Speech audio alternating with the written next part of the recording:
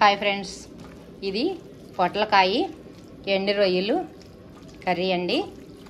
ఇలా పొట్లకాయల్లో ఎండు రొయ్యలు వేసి వండుకుంటే ఉంటుందండి. చెట్లకి కాసిన కాయలండి ఇవి. మన ఇంటి దగ్గరలో మా అమ్మాయి వాళ్ళకి కాస్త ఇచ్చారు కాయలు. అవి నేను కూర వండుతున్నాను. ఎండు రొయ్యలు వేసి వండానండి. చాలా బాగుంటుందండి. ఈ విధంగా వండుకుంటే చాలా బాగుంటుంది. ఇలా పొట్లకాయ కూర ఎలా రెడీ చేసుకోవాలో చూసేద్దాం ఒకసారి వెళ్ళిపోయి. ఓకే అండి. హాయ్ ఫ్రెండ్స్, ఈరోజు పొట్లకాయ కూర. ఇవి చెట్టుకు కాసిన కాయలండి. ఇండ్ల దగ్గర పెట్టుకుంటాం కదా, ఇప్పుడు వర్షాకాలం వచ్చినాక అవి ఆ కాయలు ఇవి చెట్టుకి కోసాము. ఆ కాయల్ని ఇప్పుడు రొయ్యలు వేసి వండుకుందామండి. ఇదిగో ఎండు రొయ్యలు తీసుకున్నాను నేను. ఇలా చక్కగా ఇట్లా తోకలు తీసేసి అంతా ఈ కాళ్ళు ఇవన్నీ తుంచుకొని నీట్గా ఇదిగేలాగా ఇట్లా చేసుకోవాలండి. శుభ్రంగా ఇలా చేసుకుని వీటిని వాటర్లో చక్కగా నానబెట్టుకుని కడిగేసుకుని వేసుకోవాలి. ఇవన్నీ ఇప్పుడు క్లీన్ చేసుకుని పొట్లకాయలు అన్నీ కోసుకుందాం.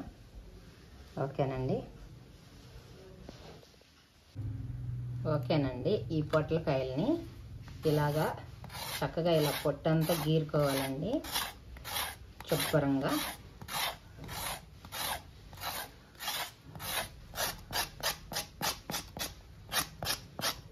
కొనుక్కున్న కాయల కన్నా ఇవి చాలా బాగుంటాయి కదా ఈ కాయలు. కొంతమంది తినరండి పొట్లకాయలు, కానీ వండే విధానంలో వండుకుంటే చాలా బాగుంటుంది. ఇప్పుడంతా జ్వరాలు వచ్చి చేసి అలాగే ఇప్పుడు అందరూ కూడా పత్తి కూరలేనండి, దొండకాయలు, బెండకాయలు ఇలాంటి పొట్లకాయలు తింటున్నారు. అందుకే నేను కూడా ఈరోజు ఇవే వేస్తున్నాను. ఈ చెట్టుకు కాసిన కాయలు కదా, చాలా మంచిదండి. మందులు లేని ఫుడ్ మంచిగా ఉంటుంది. ఇవి చేస్తాను నేను కూడా. ఇప్పుడు పాలు పోసి వండుకోవచ్చు, దీంట్లో ఎండు రొయ్యలు వేసి వండుకోవచ్చు, వట్టిదే ఇగురు కూర చేసుకోవచ్చు, పొట్లకాయ చట్నీ చేసుకోవచ్చు. చాలా ఉన్నాయండి దీంట్లో చేసేవి కూడా చేసుకోవచ్చు మనం. ఇది కూడా బ్లడ్ పట్టిద్దండి చక్కగా తింటే. పొట్లకాయ కూర కూడా బ్లడ్ పట్టిద్దండి మనకి. ఓకేనండి, నేను ఇదిగో శుభ్రంగా నీట్గా కడుక్కొచ్చేసాను. పొట్ట తీసేసి ఇప్పుడు ఇలా ముక్కలు కట్ చేసుకుందాము. సన్నగా ఇది ఇలా కట్ చేసుకోవాలండి. చక్కగా మెత్తగా ఉడికిపోతాయి ఇది.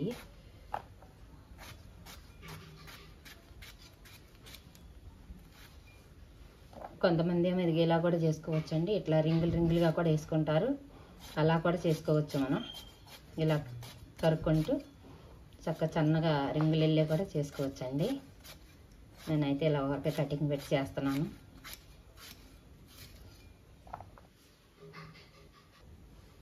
ఓకేనండి, అయిపోయినాయి. చూసారా, ముక్కలన్నీ కట్ చేసేసాను. ఈ విధంగా చేసుకోవటమేను. పొట్లకాయ ముక్కలు ఇంకా చిన్న కావాలని చేసుకోవచ్చు. కొంతమంది ఏంటంటే అమ్మో ఇది కట్ చేయకూడదు అలాగా అని చెప్పి కొంచెం ప్రోగ్రాంలో ఉంటారు. అవన్నీ ఏమి పెట్టుకోకండి, చక్కగా తినండి. ఇది కూడా కూరగాయల ఫుడ్ మనకు ఆహారం కాబట్టి అలా అనుకోకండి. మంచిగా తినండి అందరూ.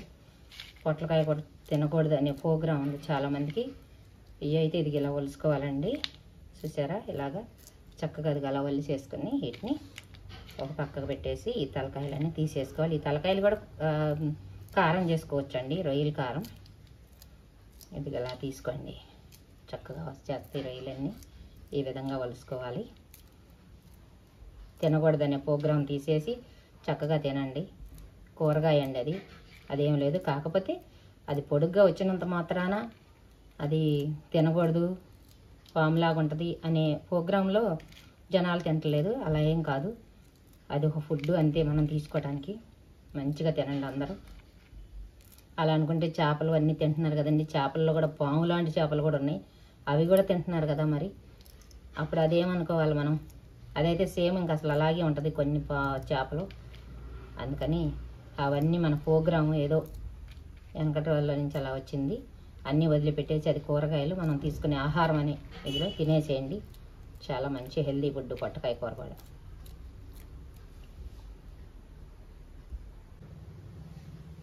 ఓకేనండి, ఇప్పుడు ఈ పొట్లకాయ ముక్కలన్నీ మనం దీంట్లోకి తీసుకుందాం. గిన్నెలోకి తీసుకుని దీనిలో కొంచెం రాళ్ళు ఉప్పు వేద్దామండి.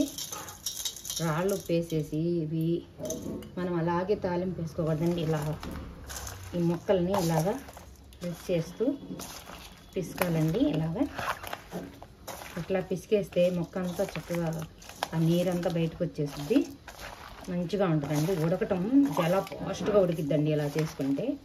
ఈ విధంగా కళ్ళుప్పు వేసుకుని వీటిని ఇట్లా పిసికేయాలి ముక్కలన్నీ. ఇదిగండి ఈ విధంగా చక్కగా అలా పిసికేసుకుంటే చూడండి వాటర్ ఎలా వచ్చేసిందో. ఇప్పుడు ఇవి మనం ఈ నీళ్ళంతా పిండి వేసుకొని ఇట్లా ప్లేట్లోకి పెట్టేసుకోవాలండి అన్నీ ముక్కలన్నీ. ఈ విధంగా చేయటం వల్ల ఏంటంటే మనం తాలింపు పెట్టంగానే తిరగమూత వేసుకోగానే మూత వేసుకుంటే చక్కగా మగ్గిపోతాయండి. లేకపోతే కసకసలాడుతూ ఉడకదనమాట పొట్లకాయ తొందరగా. అమ్మ వాళ్ళు ఎప్పుడు ఇంత చేసేవాళ్ళు. ప్రతి కూర పొట్టకాయ కూరని అలా చేసుకుంటారండి ఎప్పుడు కూడా. చూసారా ఎంత బాగా వచ్చినాయి. ఇందాక ప్లేట్ నిండా ఉన్నాయి కదా, ఇప్పుడు కొంచెం అయిపోయినాయి. ఇక ఇప్పుడు మనం నూనె లేయంగానే మగ్గిపోతాయి అన్నమాట మంచిగా. ఓకే అయిపోయినాయి. రొయ్యలు కూడా ఇదిగో చూడండి క్లీన్ చేసుకొచ్చాను చక్కగా. ఇలా క్లీన్ చేసుకొని పెట్టుకోవాలి. ఇవి కూడా కడిగేసేసి తీసుకొచ్చాను నేను. ఇప్పుడు ఇవి రెండు కలిపి మనం కర్రీ వండుకుందాం ఈరోజు.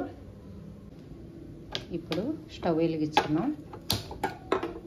స్టవ్ వెలిగించుకుని కళాయి పెట్టుకుందాం అండి. స్టవ్ పైన కళాయి పెట్టేసుకున్నాము. ఓకే ఇప్పుడు ఆయిల్ వేసుకుందాం అండి. సరిపడినంత ఆయిల్ వేసుకుందాం కూరకి. ఓకే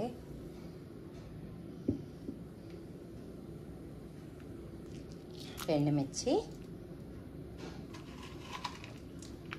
పచ్చిపప్పు, మినప్పప్పు, జీలకర్ర, అలాగే కొన్ని ఆవాలు వేసుకున్నాము. ఇప్పుడు కచ్చాపచ్చిగా నలగొట్టిన చిన్నులపాయ రెప్పలు, కరివేపాకు వేసామండి. ఇప్పుడు వెంటనే ఆనియన్స్ సన్నగా తరిగి పెట్టుకుని పచ్చిమిర్చి వేసానండి. కొంచెం పొడవుగా చేసుకున్నాను అవి. ఇప్పుడు ఇవి ఫ్రై చేసుకున్నాను. మసాలా పెట్టేసుకుని ఇవి ఫ్రై చేసుకున్నాను వీటిని.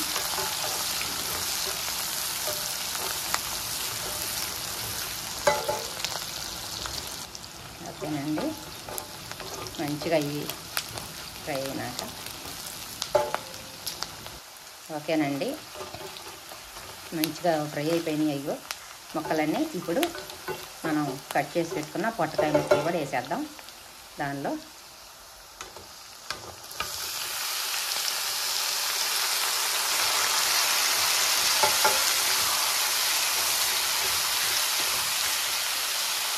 ఓకేనండి ఒకసారి మొత్తం కలిపెట్టేసుకున్నాం. మనం ఉప్పు వేసుకుని దాన్ని పిసికాం కాబట్టి మనం కూరలు వేసుకునేటప్పుడు తక్కువ వేసుకోవాలండి. ఉప్పు చాలా తక్కువ పట్టిద్దండి పొట్లకాయ కూరలో, ఎక్కువగా పట్టదు ఉప్పు, అందుకని చాలా తక్కువ వేసుకోవాలి. ఒకసారి మూత పెట్టేసుకున్నాండి మగ్గనియాలి కొంచెంసేపు. ఓకేనండి ఇప్పుడు పక్క పొయ్యిలో చిన్న కళాయి ఒకటి పెట్టేసుకుని స్టవ్ పైన కొంచెం వేడెక్కనది ఒక్క రవ్వ ఆయిల్ వేసుకుందామండి. దానిలో ఇప్పుడు ఆయిల్ వేడెక్కింది కదండి.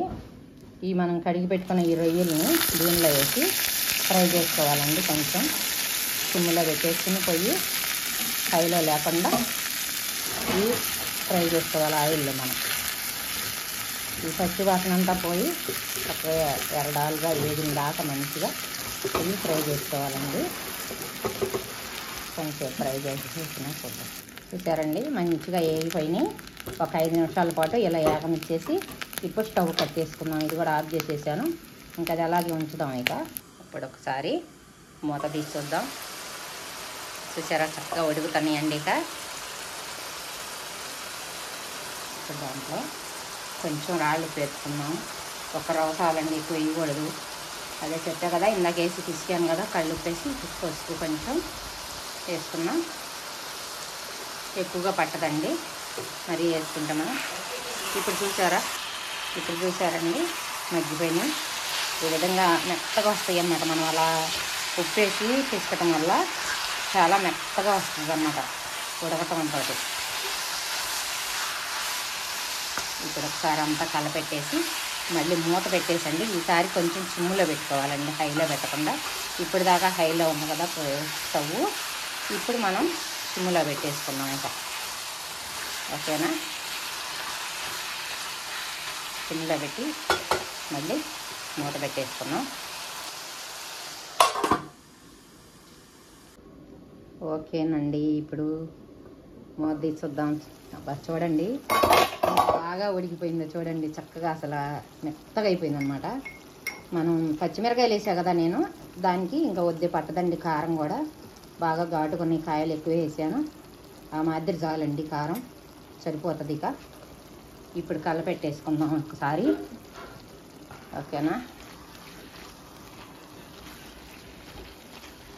కారం అన్నీ కలపెట్టేసి నెక్స్ట్ మనం దాంట్లో వేయించాను కదా రొయ్యలన్నీ ఇప్పుడు వేసేయాలండి. కారం వేసిన తర్వాత చక్కగా అట్లా వేసేసి ఇప్పుడు కలపెట్టేసుకుందాం ఒకసారి. ఇక కలపెట్టేసేద్దామండి మొత్తం కూర అంతా. ఇప్పుడు